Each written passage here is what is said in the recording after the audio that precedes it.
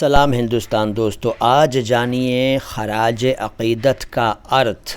खराज अक़ीदत भी कई लोग कहते हैं, लेकिन वो ठीक नहीं है। सही शब्द तो खराज अक़ीदत है।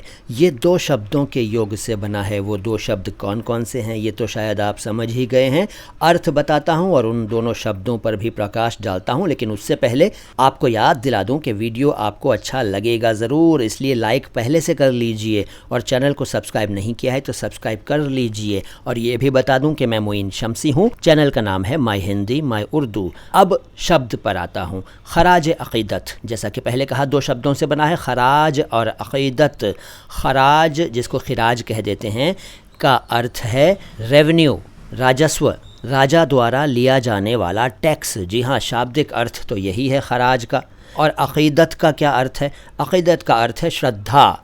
खराज के लिए सेंटेंस ये हो सकता है कि पहले ज़माने में राजा अपनी प्रजा से खराज लिया करते थे। और अक़ीदत का सेंटेंस ये हो सकता है कि आम तौर पर हर इंसान को कहीं ना कहीं अक़ीदत होती है या किसी न किसी से अक़ीदत होती है।